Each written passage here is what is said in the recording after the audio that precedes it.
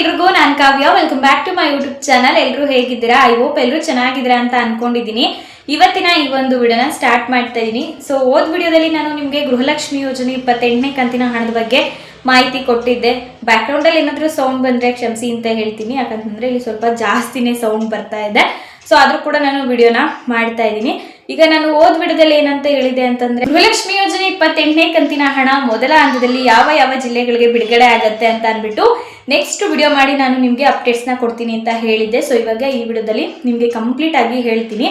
ಇದಕ್ಕೂ ಮುಂಚೆ ಗೃಹಲಕ್ಷ್ಮಿ ಯೋಜನೆ 28ನೇ ಕಂತಿನ ಹಣ ಬಿಡುಗಡೆ ಆಗಿದೆ ಅನ್ನುವಂತಹ ವಿಡಿಯೋ ಕೂಡ ಅಪ್ಲೋಡ್ ಮಾಡಿದ್ದೆ.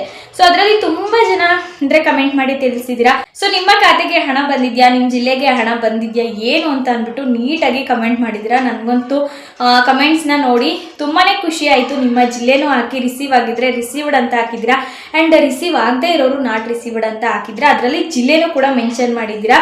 ನಾನು ಅದೇ ಪ್ರತಿಯೊಂದು ವಿಡಿಯೋದಲ್ಲೂ ಹೇಳ್ತಾ ಇರ್ತೀನಿ, ಜಿಲ್ಲೆಗಳನ್ನ ನೀವು ಕಮೆಂಟ್ ಮಾಡೋದ್ರಿಂದ ನನಗೂ ಕೂಡ ತುಂಬಾನೇ ಯೂಸ್ ಆಗುತ್ತೆ. ನನಗೆ ಯೂಸ್ ಆಗುತ್ತೆ ಅನ್ನೋದಕ್ಕಿಂತ ಬೇರೆಯವ್ರಿಗೂ ಕೂಡ ತುಂಬಾನೇ ಯೂಸ್ ಆಗುತ್ತೆ. ಇಂತಿಂಥ ಜಿಲ್ಲೆಗೆ ಹಣ ಬಿಡುಗಡೆ ಆಗಿದೆ ಅನ್ನೋದು, ಸೊ ಇಂತಿಂಥ ಜಿಲ್ಲೆಗೆ ಹಣ ಬಂದಿದೆ ಅನ್ನೋದು ಅವ್ರಿಗೂ ಗೊತ್ತಾಗುತ್ತೆ.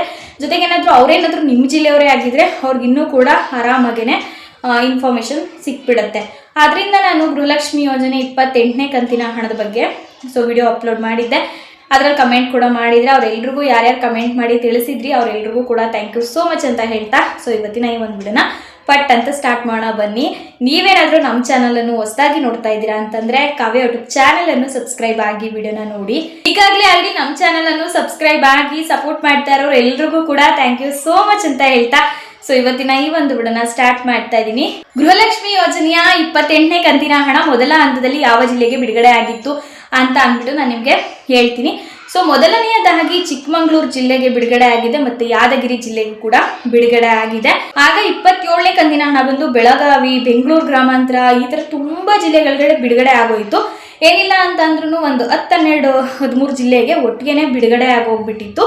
ಅದ್ರ ಪರ್ಸೆಂಟೇಜಲ್ಲೂ ಕೂಡ ತುಂಬಾನೇ ಜಾಸ್ತಿ ಇತ್ತು ಗೃಹಲಕ್ಷ್ಮಿ ಯೋಜನೆ 27ನೇ ಕಂತಿಂದು. ಬಟ್ 28ನೇ ಕಂತಿನ ಹಣದಲ್ಲಿ ಏನಾಗಿದೆ ಅಂತ ಅಂದ್ರೆ ಕೆಲವೊಂದಷ್ಟು ಜಿಲ್ಲೆಗಳಿಗೆ, ಬೆರಳೆಣಿಕೆಯಷ್ಟು ಜಿಲ್ಲೆಗಳಿಗೆ ಅಷ್ಟೇನೆ ಬಿಡುಗಡೆ ಆಗಿರುವಂಥದ್ದು. ಯಾದಗಿರಿ ಜಿಲ್ಲೆ, ಚಿಕ್ಕಮಗಳೂರು ಮತ್ತೆ ಚಾಮರಾಜನಗರ ಇಷ್ಟು ಜಿಲ್ಲೆಗಳಿಗೆ ಮೊದಲ ಹಂತದಲ್ಲಿ ಬಿಡುಗಡೆ ಆಗಿದೆ. ಮತ್ತೆ ಉತ್ತರ ಭಾಗದವ್ರಿಗೂ ಕೂಡ ಹಣ ಬಂದಿದೆ ಅಂತ ಅಂದ್ಬಿಟ್ಟು ಕೂಡ ನನಗೆ ಕಮೆಂಟ್ ಮಾಡಿ ತಿಳಿಸಿದ್ದೀರಾ.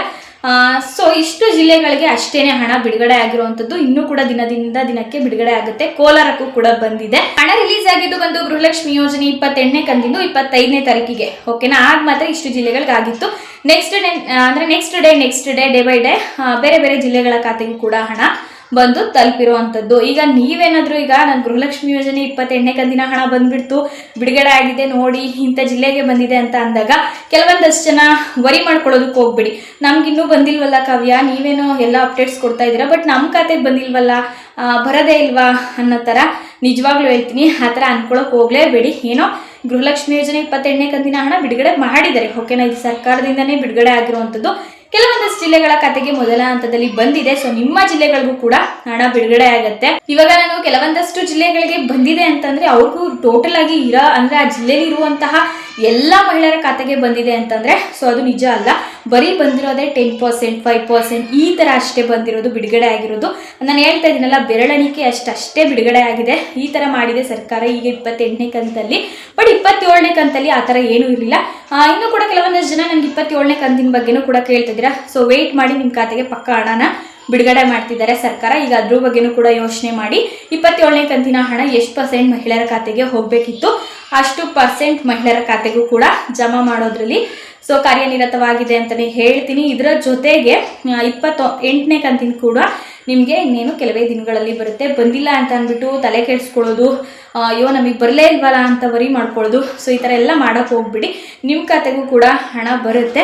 ಒಂದು 5 ದಿನನೋ ಅಥವಾ 7 ದಿನನೋ ವೆಯ್ಟ್ ಮಾಡಿ, ಪಕ್ಕ ನಿಮ್ಮ ಖಾತೆಗೆ ಹಣ ಬಿಡುಗಡೆ ಆಗುತ್ತೆ.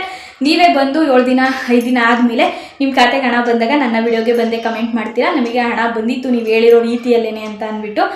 ಸೊ ನನಗೂ ಅಷ್ಟೇ ಬೇಗ ಆದಷ್ಟು ನಿಮ್ಮ ಖಾತೆಗೆ ಗೃಹಲಕ್ಷ್ಮಿ ಯೋಜನೆಯ 2,000 ರೂಪಾಯಿ ಹಣ ಬೇಗ ಬಂದು ಬಿಡುಗಡೆ ಆಗಬೇಕು ಅನ್ನೋದೇ ನಮ್ಮ ಉದ್ದೇಶ ಕೂಡ ಆಗಿರುತ್ತೆ. ನೋಡಿದ್ರಲ್ಲ ಫ್ರೆಂಡ್ಸ್, ಗೃಹಲಕ್ಷ್ಮಿ ಯೋಜನೆಯ 28ನೇ ಕಂತಿನ ಹಣದ ಬಗ್ಗೆ ಮೊದಲ ಹಂತದಲ್ಲಿ ಯಾವ ಜಿಲ್ಲೆಗೆ ಬಿಡುಗಡೆ ಆಗಿತ್ತು ಏನು ಅಂತ ಅಂದ್ಬಿಟ್ಟು ಸಂಪೂರ್ಣವಾದಂತಹ ಮಾಹಿತಿನೂ ಕೂಡ ನಾನು ಈ ಒಂದು ವಿಡಿಯೋದಲ್ಲಿ ತಿಳಿಸ್ಕೊಟ್ಟಿದ್ದೀನಿ. ತುಂಬ ಜನ ನನಗೆ ಪೆನ್ಷನ್ ಬಗ್ಗೆನೂ ಕೇಳ್ತಾ ಇದ್ದೀರಾ.